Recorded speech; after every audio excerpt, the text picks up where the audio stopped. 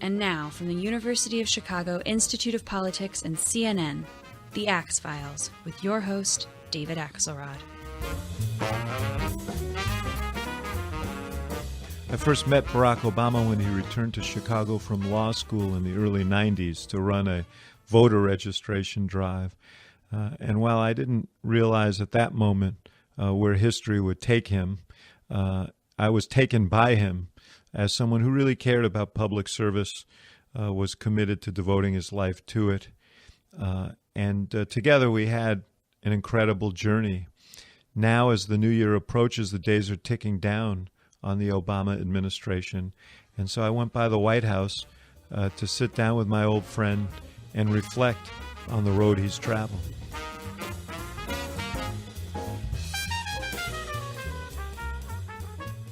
So, Mr. President, I actually came over to help you pack, but I really appreciate you dropping by. This is a great surprise to be able to sit down with you. You know, I was over at the Kennedy Center the other night for the Kennedy Center Awards, and when you walked in, there was this thunderous and lengthy ovation and lots of tears. And you know me, so you know that I was among those who was tearing up. But then I was thinking, what are you thinking? And is it beginning to hit you that this is coming to an end? Well, let me make a couple points. Number one, you're the last guy I would have help me pack, because let's face it, orderliness is not.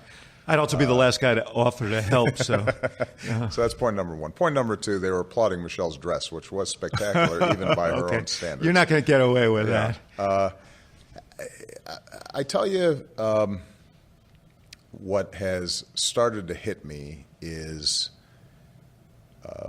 that the collection of unbelievable talent and vision and dedication in my team, the people I've gathered around, some of whom have been with me for this entire ride, some of whom I got to know later, many of whom sort of came of age in this job. So I've seen them start in these really junior jobs, and now they're running huge operations and married, and their babies are crawling on the floor of the Oval Office. Right. It's a family. All named Barack. So far, nobody's named their kid Barack. I've been a little upset about that. But knowing that phase is coming to an end, they'll stay my friends for life. Some of them I'll collaborate with, like you, on various things in the future. But to have them all in one place, to see how well they've worked together and gelled, it has been just an enormous privilege. And so I have been getting more sentimental about that. We had our senior staff dinner, you remember these. Yes. And I got through. I heard you got a little verklempt. Yeah, I got through about 4 minutes of the thing and then started, getting the hanky out. Which you don't really do that much. You used to mock me for doing it. Well, it's interesting. There are two things that can get me teary. One is talking about my daughters, or seeing my daughters. Yes. And the second is my team. I mean, you remember after 2012 when I went over to the campaign office and I saw all those kids who had been working so hard. And it was the same kind of emotion that stirs up this deep gratitude for their devotion, and I think an appreciation that even though from their perspective I'm the one inspiring them, in fact all I'm doing is drawing from their energy. They're the ones inspiring me. I'm reflecting back what's inside of them, which is just a lot of goodness and a lot of heart and idealism, and so that gets me choked up. If they were here, what they would tell you is right back at you, because you're the one who, I mean, everything has been organized around your energy and your sensibilities, and we talked about this when we talked about you running for president in 2006 and 7, and I said to you, we haven't had a campaign that really spoke to the ideals of young people and aspirations for the future since Robert Kennedy. And that campaign stirred people in a way that very few have. And we did that. You did that. And, only you could have done it. And so... Well, look, the point is, it feels like, the band is breaking up a little bit. And it really has been a team effort. It's been a really big band, a full orchestra, Yes. horn section and all that. And one of the things that I tell people I appreciate is that spark, that thing that we took a flyer on in 2007, 2008. It didn't always manifest itself in the day-to-day grind of governing, but the truth is it never died out, and I would continue to see it every day in what happened here in the West Wing and the East Wing and the White House. The idealism and the dedication stayed with the staff and got us through some really hard times. And so I do take a lot of pride in the fact that overall, this place never got cynical over the 8 years. There were times where we were aggravated. There were times where we were frustrated. There was gallows humor.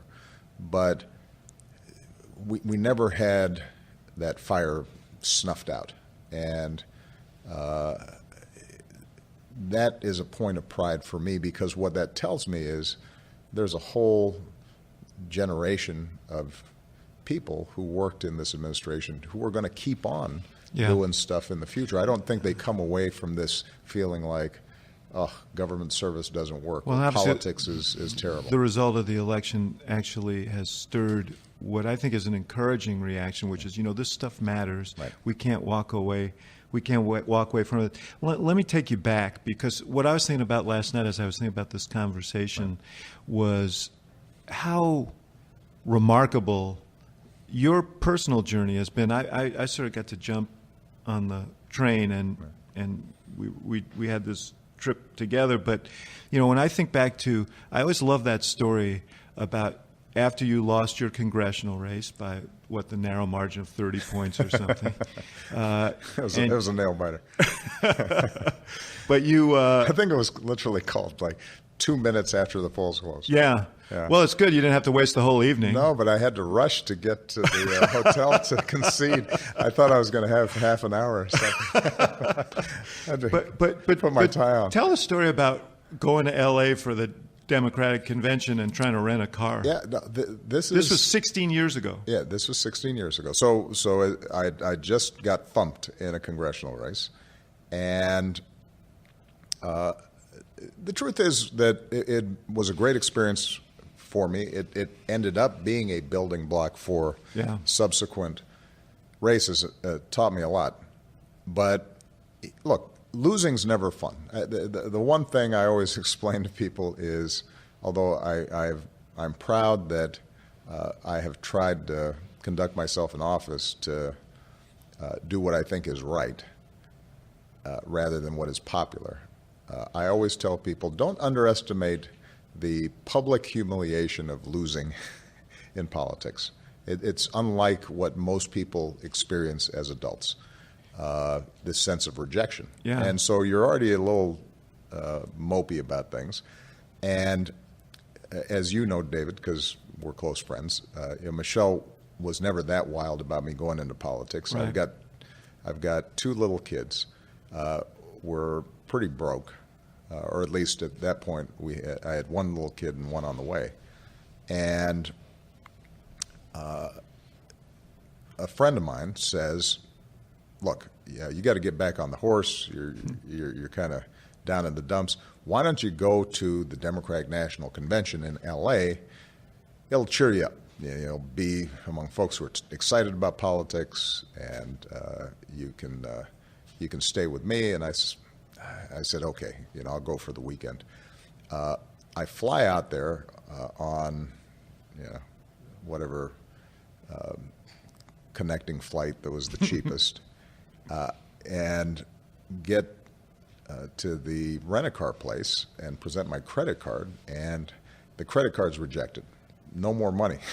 so aftermath of the campaign. Right. Huh? So I have to, I think, make a couple of calls to engineer somehow renting this car, and I get to the hotel where my friend is ready to go, and we go over to the convention, and they give me the pass that is basically only allows you to be in the halls, like the ring around the auditorium. Didn't actually allow you to see anything, but you could wander around. And this 4 years before you gave the keynote speech. And I think my friend would try to get me into some of the after parties after the convention, and bouncers would be standing there saying, "Who's this guy?" And he doesn't have the right credentials. So this probably didn't have the cheering up effect. It didn't. No. I felt as if I was a third wheel in this whole thing. So I ended up leaving early, and at least you saved on the car. and that was a stage when I was really questioning whether I should continue in politics. Yeah, I was going to mention that because I remember when you called me in 2002 to say you were thinking of running for the Senate, and you said, I've talked to Michelle about this. I've got one race left in me. If I don't win it, then I'm going to go out and make a living and forget about this. So that's how close you came to being out of politics. Yeah, no, it was an interesting moment, and since this is your podcast, I might as well give you a little credit. I think in our conversation, you were initially and sensibly skeptical about a black guy named Barack Hussein Obama getting elected to Senate. Yeah, I was. Yes, but you overcame your skepticism, and I saw a possible path. The one thing that the congressional race had done is confirm in my mind two things. Number one, even though in a predominantly black district I'd been beaten badly by a well-established African-American politician, it was interesting when I went out campaigning, people were actually pretty encouraging. What they'd say is, "You seem like a great young man, and you're going to do great things. It's not your turn yet." So what they told me was actually that I had strong support in the African-American community, just not in this particular race. And the second thing, as you'll recall in that congressional race, there was a chunk of the city, of the congressional district, Beverly, Morgan Park, where there was a sizable Irish population. Mm-hmm. And I did really well there, and I connected well. And it told me that in a big field in the U.S. Senate race that I might have a chance to win. So, but it is. If you had won that congressional race, we wouldn't be sitting in the Roosevelt Room right now. So things work out. But I do always think about the fact that in the 2000 convention, I couldn't basically get in the hall. I couldn't get into on the floor, and nobody knew my name. 4 years later, I'm doing the keynote speech, and it wasn't as if I was so much smarter 4 years later than I had been in 2000. It speaks a little bit to the randomness of politics, and part of the reasons that I think I've stayed sane in what has been this remarkable journey. And you've known me a long time, and I think you'd confirm that I'm pretty much the same guy as I was when we started this thing. Part of the reason a little grayer, but yeah. Part of the reason, a little grayer, yes, but part of the reason for that, I think, is because, success came late to me. Notoriety came late, and it made me realize that to the extent that I had been successful, it wasn't about me. It was about certain forces out there, and me hitching my wagon to a broader spirit and a broader set of trends and a broader set of traditions. And so when we came up with the phrase, "Yes, we can," which, again, to give you credit, I was a little skeptical of. It felt a little simplistic when we first started. But you didn't like the logo either, but and the logo, that's a different discussion. The logo I thought was a loser. It looked like the Pepsi logo. That's and what you said. It seems a little. That's what you said. It became more iconic than the Apple insignia. So I'm glad we straightened this out. Look, I've gotten everything I want out of this podcast. That's what I figured. But what "Yes, we can" described, and I really meant, was that this was not simply about me, that this was about us. Yes, and I think that was well understood, and that was what was so energizing about it. So I want to ask you, you talk about your sanity. I want to know why you're not nuts, okay? And this is the reason. Most politicians, you talked about how hard losing is. Right. Most politicians have some sort of wound, I find, especially at a higher level, that something happened in their childhood and they really need the approbation of the crowds and the affirmation that comes with being elected. I don't know if you remember this conversation I had with you when you came to my office. You got back from Hawaii, you're about to make the decision to run, you come in unannounced, and we talked for a long time. And I told you, I'm not sure you're pathological enough to run for president. And what I meant by that was I didn't think you had that sort of pathological need that so many people who run for president do. And I don't know why that is, because your dad abandoned you, basically, when you were 2 years old. And your mom, I know she was very loving, but you were separated from her for long periods of time. And if you were just looking at those facts, you'd say, yeah, this guy's going to be a real needy person. Yeah. Why didn't you turn out that way? Look, you don't know. It's hard to get outside of yourself completely and evaluate all the factors that contribute to your character. Some of it is just temperament. Now that we've been parents and you're a grandpa, you start noticing there is an essence of each kid that, barring really severe trauma, expresses itself. That's who they are. And so there is something in me, obviously, that is pretty calm and generally pretty happy and pretty buoyant. But did you feel, I mean, this is a weird question to ask because you're president of the United States, but did you feel loved as a kid, even though you're, and why? Was it your grandparents? Yeah, my mom was, she was eccentric in many ways. She was kind of a hippie, right? Yeah, but she always insisted on shaving her legs. But she was somebody who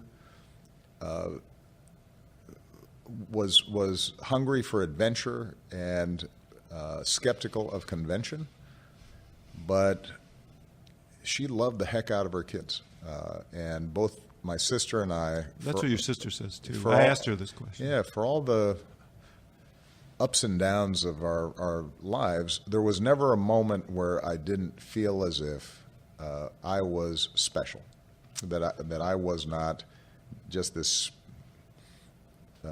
spectacular gift to the world. And that's what you want your moms and your dads to give to your to their kids. even when she was overseas and you were with your grandparents, she communicated. And I never doubted her love and commitment for me. And she was so young when she had me. I mean, she was 18, right? So in some ways, by the time I was 12, 13, she's interacting with me almost like a friend as well as a parent. Now, and you guys also weathered a lot together. And I didn't always necessarily handle that well. It's not sort of a recipe for ideal parenting, but what I did learn was that unconditional love makes up for an awful lot, and I got that from her. Now, part of going back to the question about politics, though, you never feared losing. I never. You didn't like it. No, you didn't. You're competitive. I am. I've. You know what it was, David, and I think has remained true, is it's not that I didn't fear losing. It's that I feared more being dishonest or being a jerk or losing respect for myself. I feared that more than losing. So right? subjugating those things that you thought were important in order to win. Exactly. The story I tell about myself didn't allow me to say, oh, well, let's trim my sails here for expediency. And, and so at the end of the day, I think that part of sustaining my sanity through this thing was having gone through enough growing up and community organizing and not being in the spotlight and having had this weird 15 minutes of success at Harvard and being president of Law Review, but then going back into the state legislature where I'm operating in obscurity and those ups and downs meant that by the time I was elected to the Senate, and suddenly, as you pointed out at the convention, shot out of a cannon into this unreal world. By that time, I was pretty fully formed, had a pretty good sense of who I was, had a good sense of what was important and what wasn't. And look, I was also married to a woman who was not going to put up with any foolishness. And, Michelle, I can't underestimate the degree to which having a life partner who is so grounded and so strong and steady and fundamentally honest helped. Sometimes brutally so. Sometimes brutally so, but she has been ballast for our family. Yeah. And I no doubt contributed to me feeling calm because here's what I knew about Michelle, the same way I knew about my girls or my sister or my best friends. Their relationships with me never depended on my success or outward success.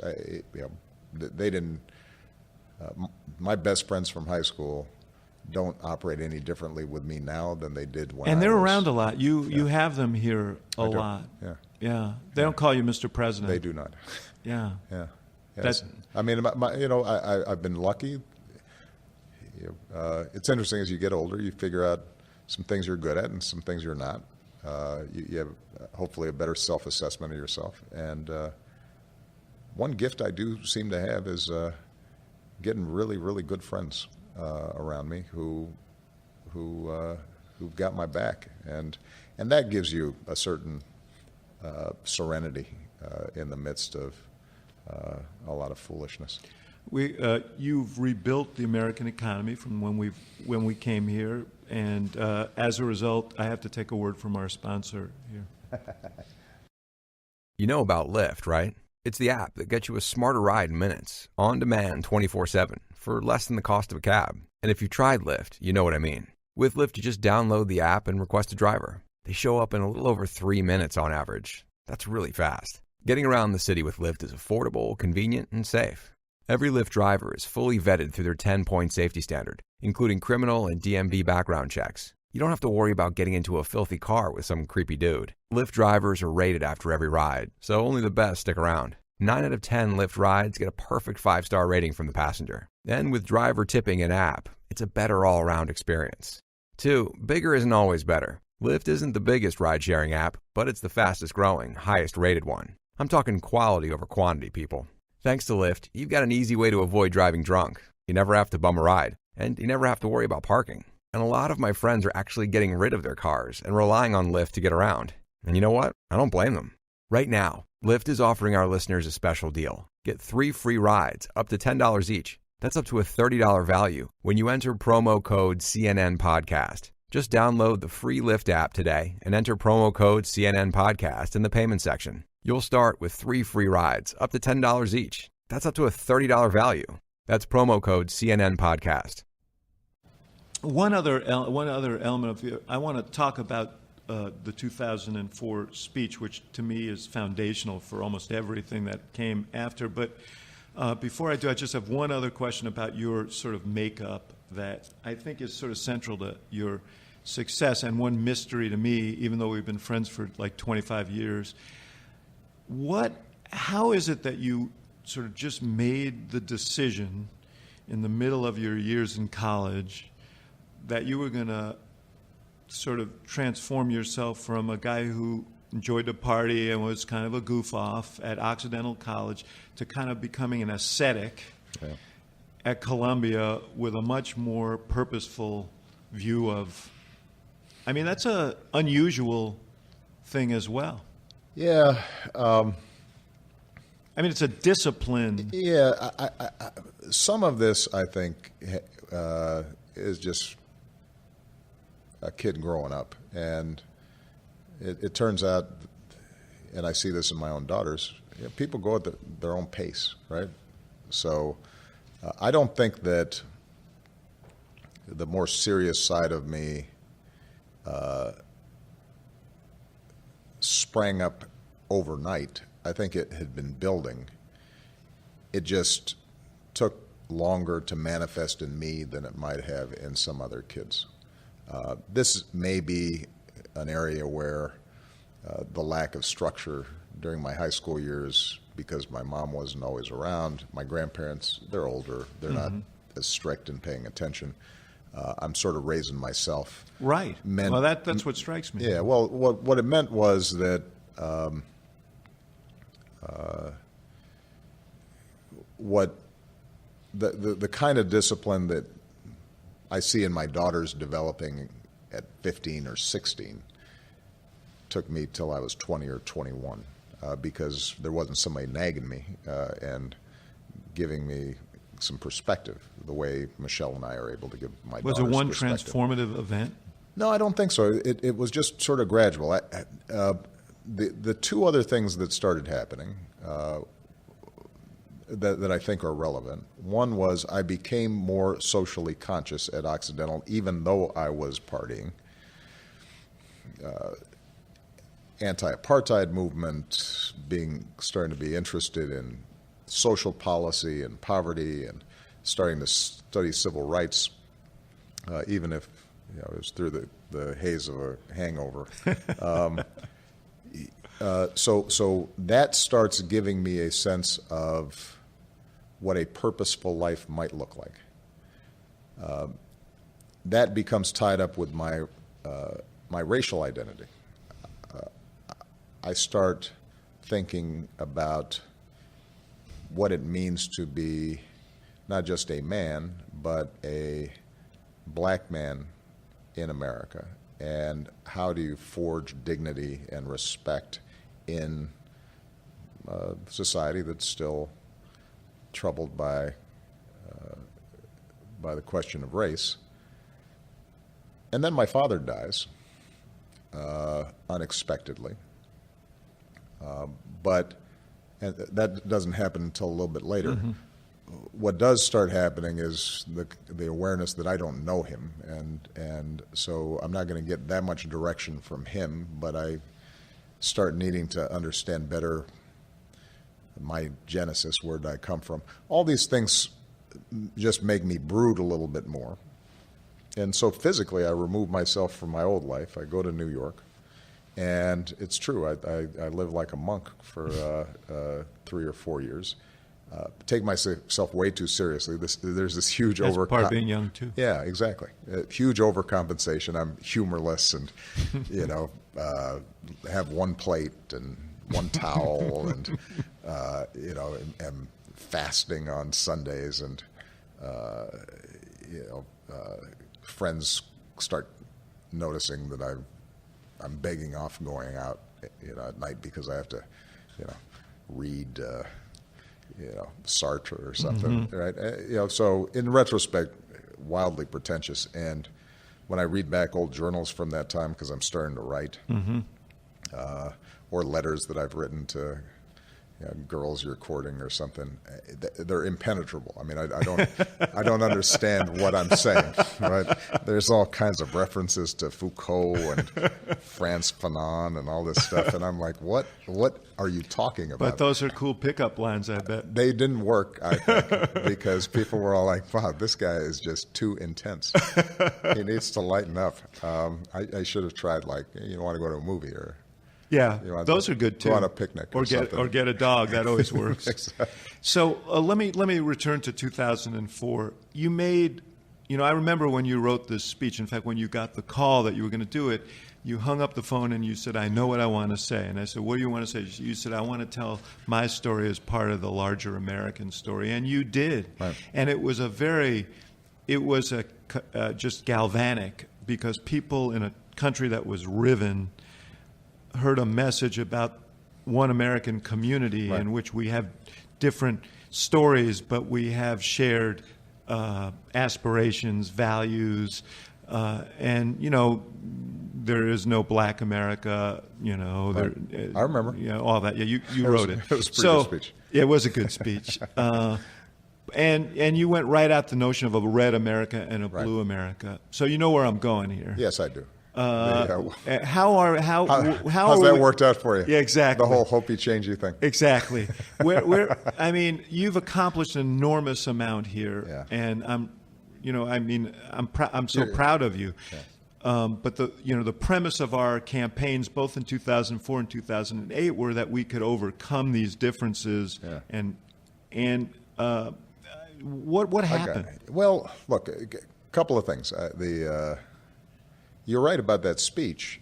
I knew what I was going to write because essentially I'd been off Broadway practicing during that Senate race, because I had been traveling through not just Chicago but downstate Illinois and these old factory towns. Old factory towns. You're in the Quad Cities. You're in Cairo. You're in places that people would have assumed I couldn't connect, but as I've said before, felt actually pretty familiar to me because they were my grandparents' culture in many ways. From Kansas.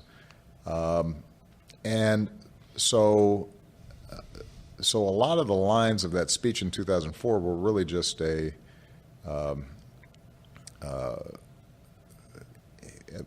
pulling together of what I'd been feeling, what I'd been seeing, the conversations I'd been having. And you told stories of people you met along the way. During the course of that couple of years. And so we both anticipated that it would do well. I don't think any of us anticipated the electric impact that it had. I did about across 5 minutes in. I could see what was going on there. Yeah, but I always viewed that as an aspirational speech, not a perfect description of what is, but a description of our best selves and who we might be. That the reality of our common cause and how it connected to our best traditions, starting with the Constitution, through the fight for abolition, through the civil rights era, the women's movement, unionization, the movement for unionization, and the image of a melting pot army during World War II. Right. You got the Italian guy, and you got the the Polish guy, and suddenly they're all becoming one unit fighting fascism, right? There's always been a mythology around that, there's always been an uglier set of impulses in America, exterminating Native Americans for their lands and slavery and Jim Crow and by the way, violence. resistance to Doris Kearns Goodwin, who we both know and love, showed me a speech by Henry Cabot Lodge in 1896, castigating Irish immigrants and Polish immigrants in the same terms that we've heard in this last campaign. Exactly. So the point was not to bury that ugliness, but to say that there is this trajectory. The arc of the moral universe is long. It bends towards justice. Right. It is a struggle, but there's this thing in us. There's this thing in this country that is good and unifies us and ultimately will win out. That was the speech. Now, I would argue that during the entire 8 years that I've been president, that spirit of America has still been there in all sorts of ways. It manifests itself in communities all across the country. We see it in this younger generation that is smarter, more tolerant, more innovative, more creative, more entrepreneurial, would not even think about discriminating somebody against, for example, because of their sexual orientation. All those things that I describe, you're seeing in our society, particularly among 20-year-olds, 30-year-olds. But obviously, but what I think we also saw is that the resistance to that vision of America, which has always been there, was always powerful, mobilized and asserted itself powerfully. Now, I would argue that in part, very cynically. Somebody like a Mitch McConnell or Roger Ailes at Fox News, I think, specifically mobilized a backlash to this vision in order to accomplish pretty routine commercial or power well, let me try something out on you. agendas. My sense is that McConnell, just as a clinical political matter, recognized the power of your message and figured out very quickly, and he's pretty much said this, that if we were to cooperate, it would have meant that he had figured this out. It would have validated this vision, and it would have reinforced it, and it would have, I think, consolidated itself for a generation or two. And so Mitch McConnell's insight, which I've said just from a pure tactical perspective, was pretty smart and well executed. The degree of discipline that he was able to impose on his caucus was impressive. His insight was that we just have to say no to that. And if we can just throw sand in the gears, then at a time of deep economic crisis, when people are really stressed, really worried, were already stressed and worried before the crisis, now are thinking the bottom's fallen out of their lives and their home prices are going down, their 401ks are evaporating, they're losing their jobs, that if we just say no, then that will puncture the balloon. That all this talk about hope and change and no red state and blue state is proven to be a mirage, a fantasy. And if we can puncture that vision, then we have a chance to win back seats in the House, and, which they did, and win back seats in the Senate. And so I understand what happened politically. 2 points I would make, though, David, because obviously in the wake of the election and Trump winning, a lot of people have suggested that somehow it really was a fantasy. What I would argue is that the culture actually did shift, that the majority does buy into the notion of a one America that is tolerant and diverse and open and full of energy and dynamism, and the problem is it doesn't always manifest itself in politics, right? I am confident in this vision because I'm confident that if I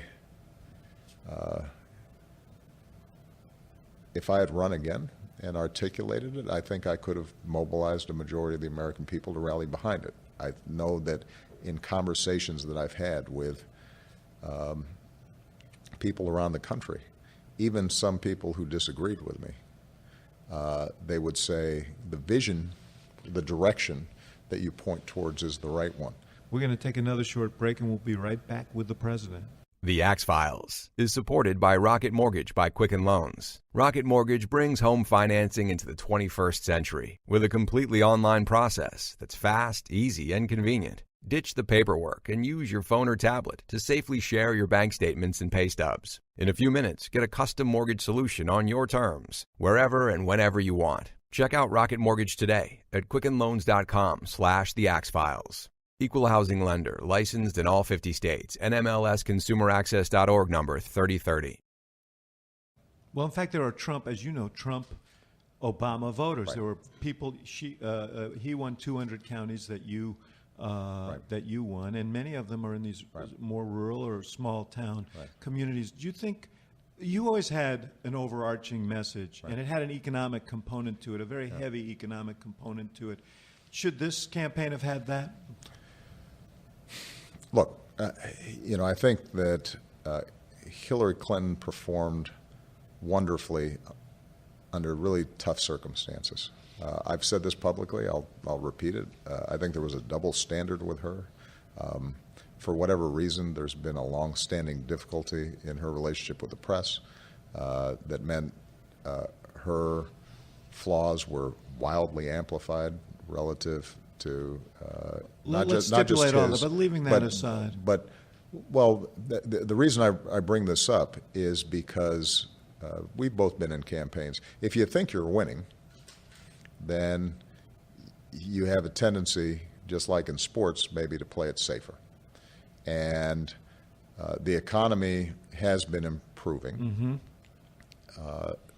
There is a sense, obviously, that some communities have been left behind from the recovery and people feeling anxious about that. But if she was looking at the campaign and saying, okay, I'm winning right now, and her economic agenda was, in fact, very progressive, but not well understood. But a lot of trees, no forest. No, you're right. Not well understood, but understandably, I think she looked and said, well, given my opponent and the things he's saying and what he's doing, we should focus on that. In retrospect, we can all be Monday morning quarterbacks. Here's what I would say prospectively, is that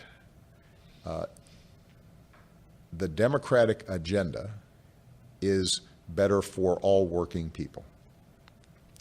This division that's been put out there between white working class versus black working class or Latino working class, look, an agenda of raising minimum wage, rebuilding our infrastructure, education, family leave, community colleges,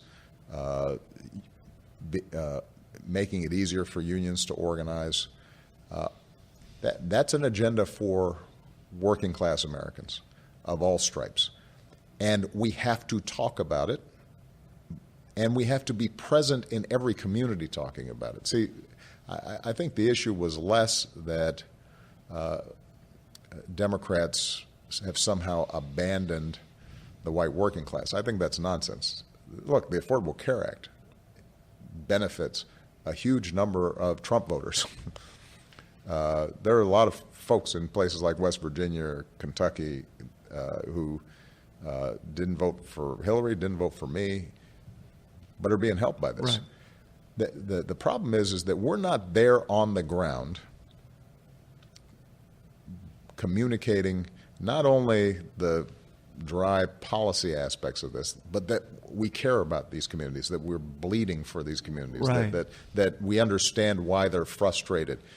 There's the values behind these and there's things. an emotional connection, and part of what we have to do to rebuild is to be there, and that means organizing, that means caring about state parties, it means caring about local races, state boards, or school boards and city councils and state legislative races, and not thinking that somehow just a great set of progressive policies that we present to the New York Times editorial board will win the day.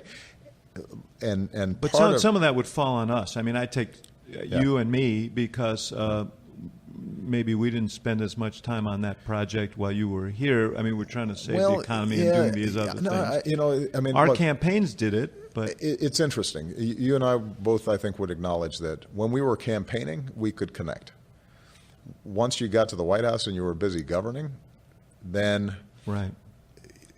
partly you're just constrained by time, right? You are then more subject to the filter.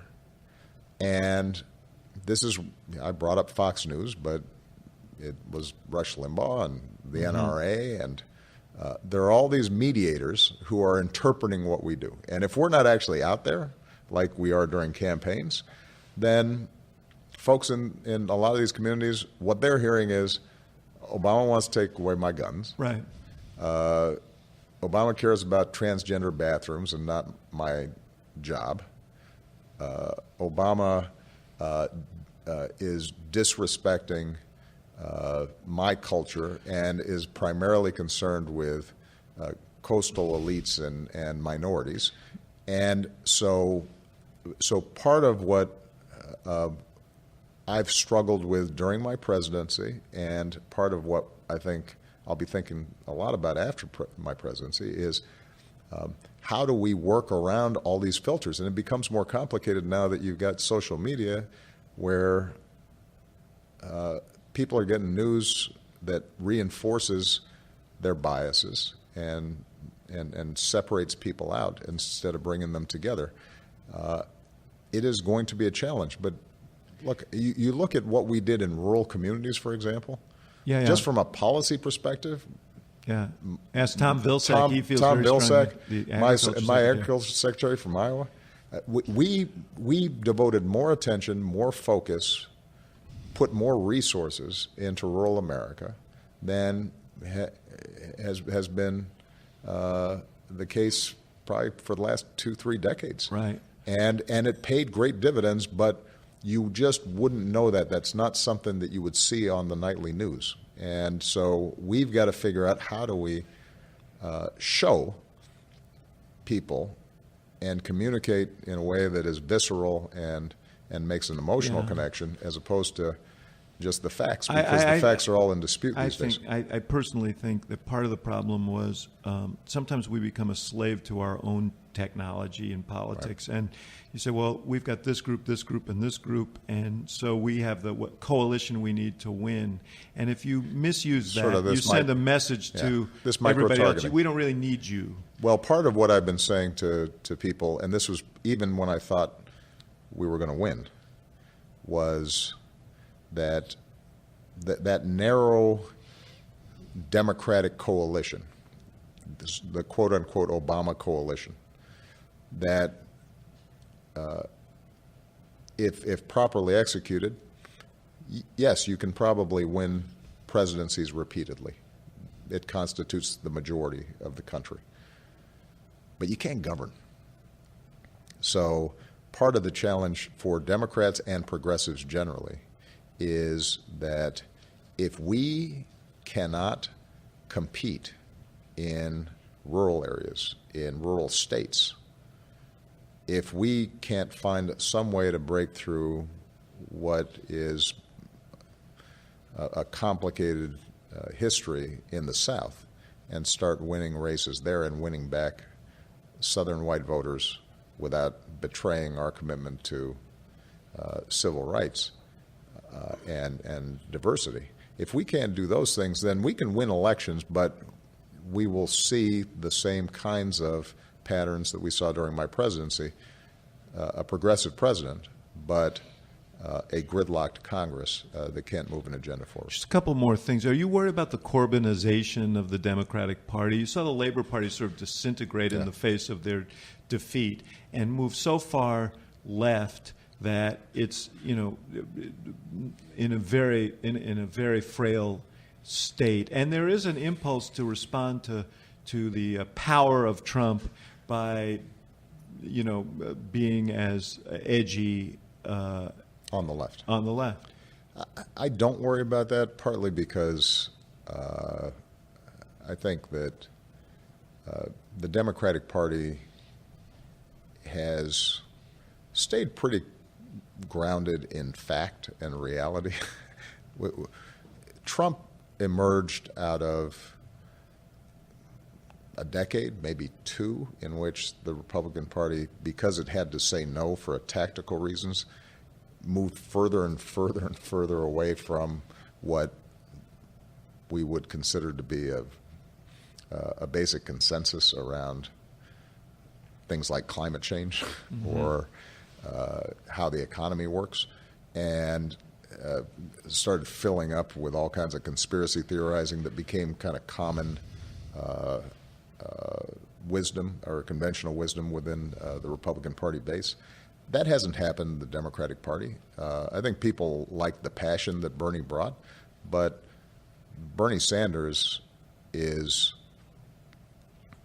a pretty centrist politician relative to Corbyn. Or relative to some of the Republicans.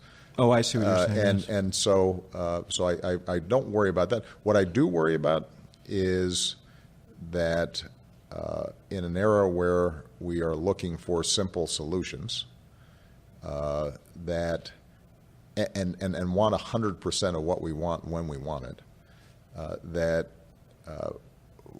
we end up starting to shut ourselves off from different points of view, shutting down debate, becoming more dogmatic, becoming more brittle.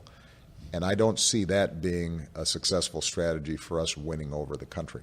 Remember, we won the popular vote. We don't have very good population distribution from a Democratic perspective, right? So I've told the story about how I was in Brooklyn campaigning, I think, for de Blasio, and this woman comes up, hugs me. "How can we help you? We love you." I said, "Move to Nebraska." I got a million wasted votes in Brooklyn. Well, let me before you go, because you've been real generous with your time here. What about you? I see this conflict coming down the line here, which is you once told me that you admired the Bushes for the way they've handled their post-presidency in the sense that they gave you the room that you needed to do what you needed to do. And I know you feel strongly about that. On the other hand, people are kind of looking to you now to be kind of the point of the spear in the resistance to this new administration, and partly because of the absence of anybody else. But well, I think look, my intentions on January 21st is to sleep, take my wife on a nice vacation, and she has said it better be nice because she's earned it. She deserves it. She deserves it. I'm going to start thinking about the first book I want to write. We've got to unpack, and I don't need your help on that either. And look, I have to be quiet for a while. And I don't mean politically. I mean internally. I have to still myself. And that's going to take some time. Yes, and it's hard to leave here. It does. I know in some small way what that's like. So you just have to get back in tune with your center and process what's happened before you make a bunch of good decisions. With respect to my priorities when I leave, it is to build that next generation of leadership. Organizers, journalists, politicians. I see them in America, I see them around the world. 20-year-olds, 30-year-olds who are just full of talent, full of idealism.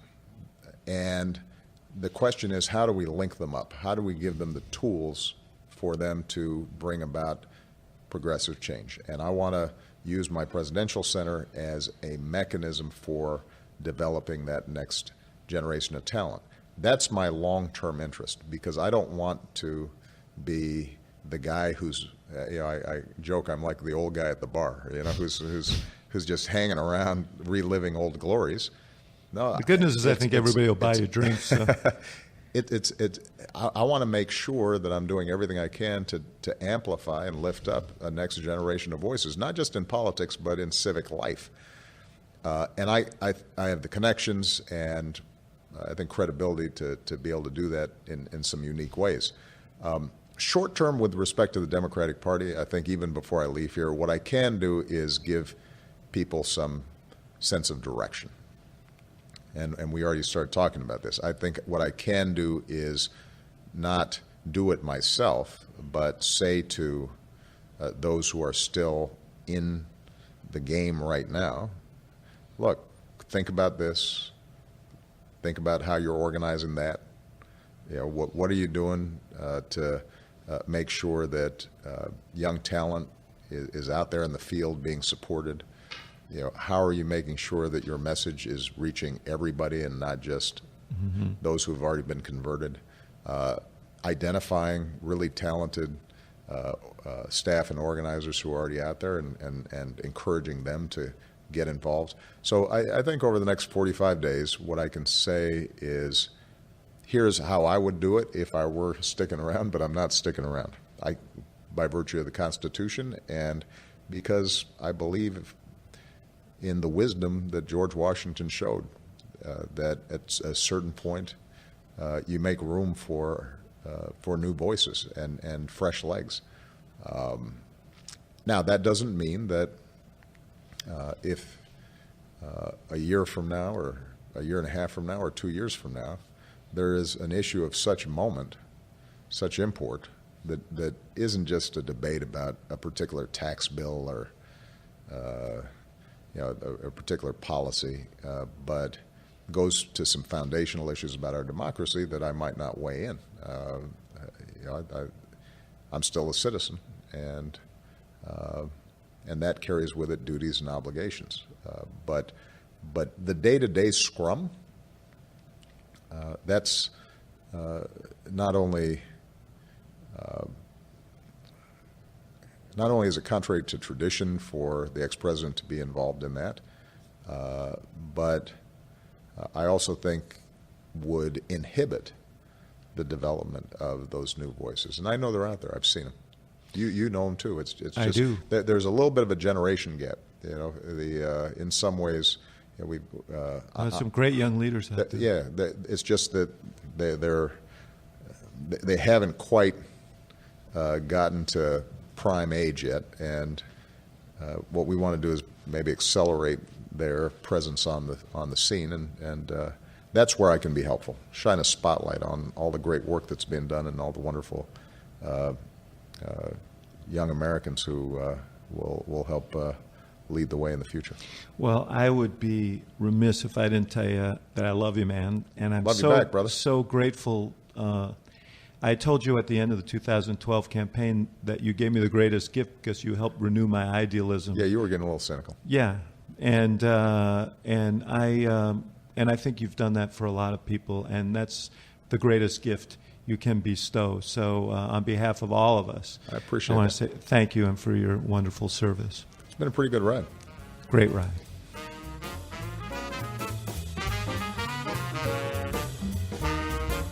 Thank you for listening to The Axe Files, part of the CNN Podcast Network. For more episodes of The Axe Files, visit cnn.com/podcast and subscribe on iTunes, Stitcher, or your favorite app. And for more programming from the University of Chicago Institute of Politics, visit politics.uchicago.edu.